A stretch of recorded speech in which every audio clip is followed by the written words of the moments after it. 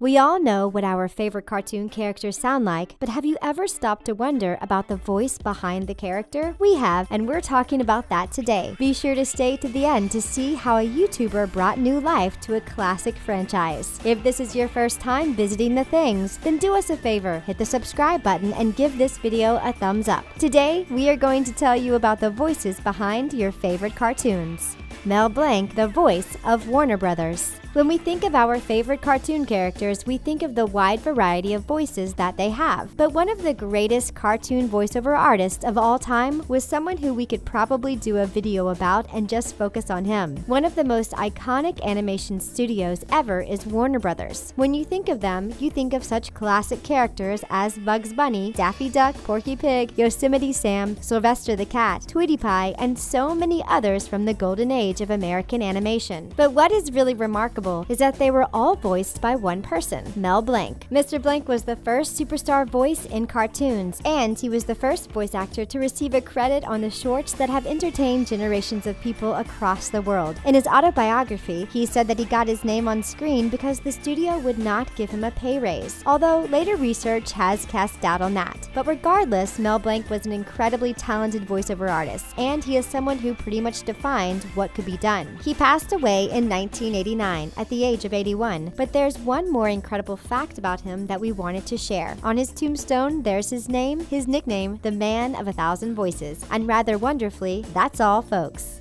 Gray Griffin Delisle, Lola, Lana, Lily Loud, and others. If an animated series has a lot of characters in it, there is a pretty good chance that one person will do more than one character, and there's a good chance that the particular actor will have voiced other characters in other programs too. A show that we love that has a lot of different characters is, of course, The Loud House. But were you aware that the voices of Lana, Lily, and Lola Loud were all done by the same person? That's right, they were all voiced by American actress Gray Griffin, who was previously known as Gray Delisle. Gray is a very talented voice actress, and she has been in great demand throughout her career. So the chances are that you won't just have heard her in The Loud House. She's been in a lot of other great shows. For instance, have you seen Scooby-Doo Mystery Incorporated? Well, if you have, then you might potentially recognize her as the voice of Daphne. Or if you've been watching Captain Underpants, the first epic movie, then she's in that too. You know Miss Edith Anthrop, the grumpy school secretary? That's her voice too. That's not to mention the countless video game characters that she has voiced. She has also appeared in live-action TV once, playing a teacher in an episode of That 70s Show.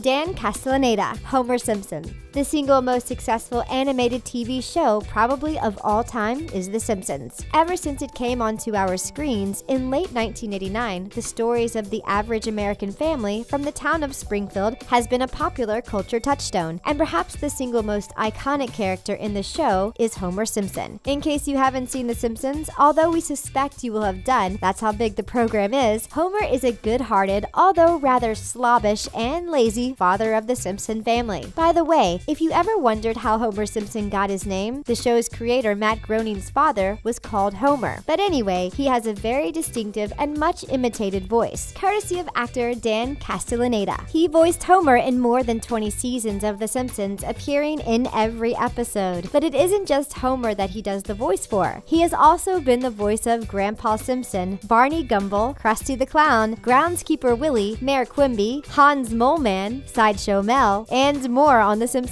That's not to mention his successful career as a stand-up comic and a recording artist too. And if you ever wanted to see him do live-action work, he's appeared in Friends, That 70s Show, and Desperate Housewives. Oh, and unlike the character he's most famous for voicing, he is a vegetarian, teetotal, exercise fan. Lorenzo Music, Garfield, and Peter Venkman. If you grew up in the 1980s or the 1990s, there are some cartoon shows that were pretty much essential viewing. One of those shows was Garfield and Friends, based on the classic newspaper cartoons by Jim Davis. This show was a massive hit among children and adults worldwide. And a big factor in the success of the show was the voice of Garfield. If you had been a fan of the comic strip, then the way Garfield sounded on TV was pretty much the same as how it sounded in your head. It was lazy, drawly, and pretty much perfect. And the man behind the the voice was Lorenzo Music, a New York City-born and Minnesota-raised voice actor. He had previously found some level of success as the voice of Carlton the doorman, a character who was heard but never seen in the CBS sitcom Rhoda. But this took his career to a whole new level. He was able to combine being the voice of John Arbuckle's cat with a range of other roles. Perhaps the most notable among those was that of Peter Venkman in The Real Ghostbusters. Although Bill Murray had made the role his own on the big screen, for some of us, Peter will always sound a bit like Garfield. But here's a cool fact. After Lorenzo Music passed away in 2001, the voice of Garfield was taken over by Bill Murray.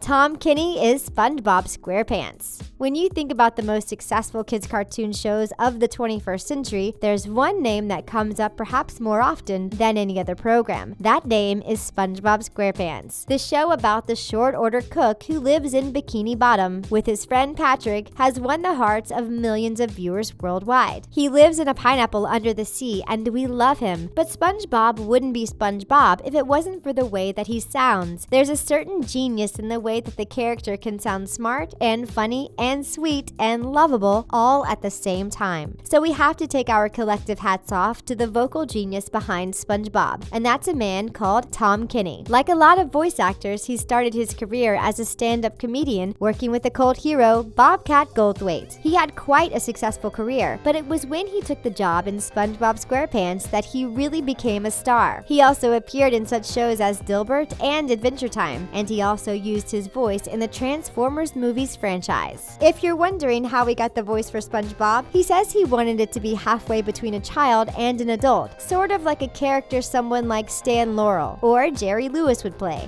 Zach Callison, aka Steven Universe. In recent years, a TV show that has become a massive hit among fans of cartoons has been Steven Universe. If you haven't ever seen the program, well, you should, because it's really, really good. It's about a boy called Steven who lives in a beach city with his friends Pearl, Garnet, and Amethyst. Pearl, Garnet, and Amethyst are actually aliens called the Crystal Gems, and Steven works with them to protect the world from their fellow extraterrestrials. What is quite notable about the show is that it was the first animated series on the Cartoon Network to be developed and created entirely by a woman, Rebecca Sugar. Rebecca also based the character of Steven on her younger brother, who is also called Steven. But the title character is who we are going to talk about, and his voice is provided by a young actor called Zach Callison. Zach's a talented person, and he's been appearing in things since he was 7. One of his earliest appearances was one of the kids on the quiz show Are You Smarter Than a 5th Grader? And he has also lent his voice to Prince James in Sophia the First. But it's not just acting that he excels in. No, he is also a talented piano player, and he has made some recordings for his website.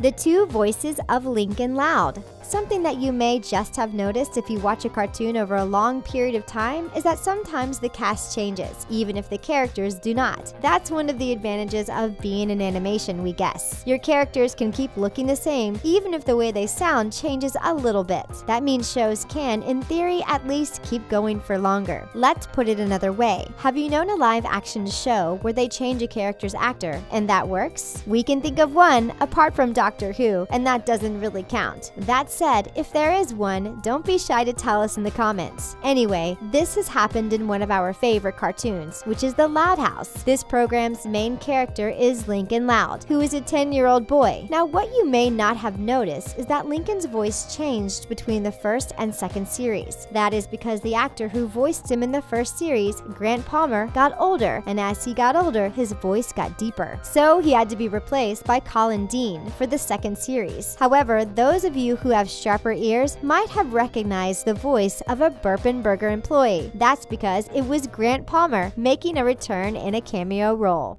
The genius of Harry Shearer. Something you discover when you look into the voice actors behind some of our favorite cartoon characters is how many of them had a background in stand-up comedy, but quite often they made their name as a voice actor rather than as a comedian. Sometimes, though, the opposite is true, and the comedian is successful, even if the show they provide the voice for isn't. But there is one exception, someone who is a legend of voice acting and a legend of comedy too. That person is Harry Shearer. If you have ever watched The Simpsons, then the chances chances are that you've heard him. Let's put it this way. There are some classic Simpsons scenes which involve Mr. Burns talking to his assistant, Waylon Smithers. When those scenes were recorded, there was just one person in the vocal booth, and that was Harry Shearer. He has also done the voices of Principal Skinner, Ned Flanders, Reverend Lovejoy, Kent Brockman, Dr. Hibbert, and others. But it's not just The Simpsons he's been on. He has been a cast member of Saturday Night Live, and he's appeared in such films as Godzilla, The Truman Show, and Wayne's World 2. But for a lot of people, the role he will be remembered as is that of Derek Smalls in This Is Spinal Tap. Harry Shearer is one of those people who is genuinely brilliant. Justin Roiland, both Rick and Morty. One of the smash hits of the cartoon world in the 2010s has been Rick and Morty. This program is about a crazy scientist, Rick Sanchez, and his put-upon grandson, Morty Smith, and it combines interstellar science fiction with domestic humor. To say it has been a hit has been a little bit of an understatement. Since it debuted on the Cartoon Network's Adult Swim offshoot in 2013, the show has got itself a dedicated hardcore fan base. As well as the weird and off-kilter humor that the show relies on, the characterization has been something that has drawn people in. And a big part of that is the voice acting. However, what you may not have realized is that both Rick and Morty are voiced by the same person. That is the show's co-creator, Justin Roiland. He came up with the concept behind the show with Dan Harmon and ended up putting his voice on the two main characters. However, as well as writing, producing, and voicing Rick and Morty, Justin has also appeared in a wide range of other things.